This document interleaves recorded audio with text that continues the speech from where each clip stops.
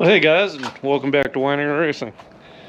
Well, I want to get you guys a little caught up on what I've been doing here. The last time I tried to put together a video, I had camera problems again, and I'm thinking, well, you know what? What if it's just the SIM card? And so now I got a different SIM card in here, and I'm hoping to get through this. So, anyways, get you caught up on Frankenbuggy here. I don't know if you remember the problems I was having with this 40 horse motor here. It would only start up if I had the clutch depressed, and once the motor was in all the way, it wouldn't engage the wheels to the motor. So I'm thinking, well, we got some clutch issues here. And so after doing some research, talking to some people, I was told that this combination, the older motor and the bus transmission, you don't need the little spacer that rides on the fins of the pressure plate there. So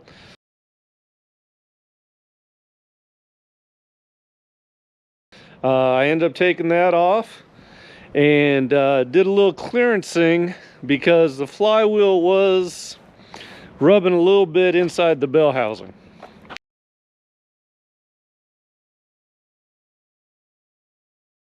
So I have a floppy disk that is designed for aluminum. Did a little clearancing there, and now everything is working absolutely perfect after we got it installed. So we can't get this thing on.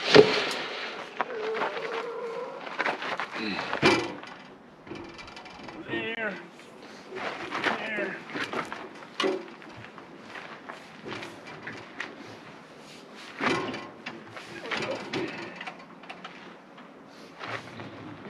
Down towards you. Let me get a nut in there. Pick up just about.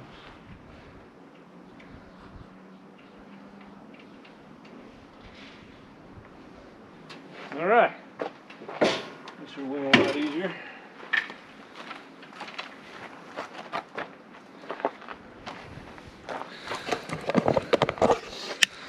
All right, guys, I'll get this thing all hooked up and see if it runs. Thank you, Bobby. Yep. All right, I'm gonna get to work. It starts up whether the clutch is depressed or not. All right, guys, well, got the motor all mounted and connected, and no need to depress the clutch anymore to get it to turn. So let's see if this thing will start up.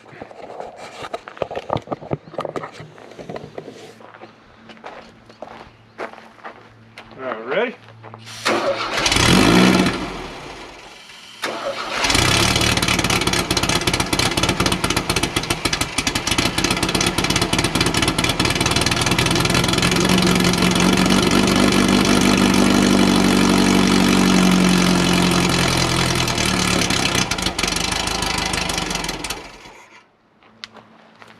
There it is. Much better.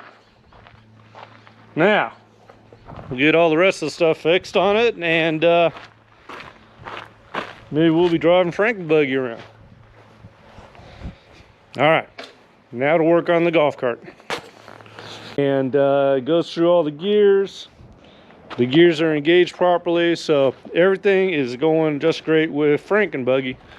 I am working on getting, it does need a fuel pump and a new carburetor and the generator. The shaft on the generator is all stripped out. So I have this old one here that I'm trying to get apart.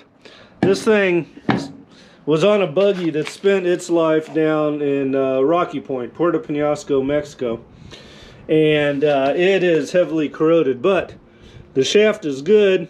Hopefully I can get it out of there, get it all cleaned up, and that'll work fine in that alternator. So that's one thing I'm working on.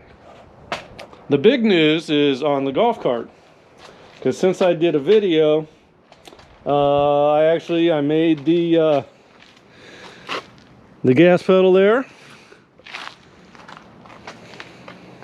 which comes on back. Now the funny thing about this gas pedal, this is the governor here, and when in starting, the governor holds the throttle wide open. Well, so I originally thought, well, okay, it was closed, and so I brought this cable directly to here, and so when I'd step on the gas, it would actually close the carburetor, close the throttle, instead of opening it up. So I devised this neat little thing with a little pulley here, and so when I pull, it actually opens it up like it belongs. So the throttle works fantastic.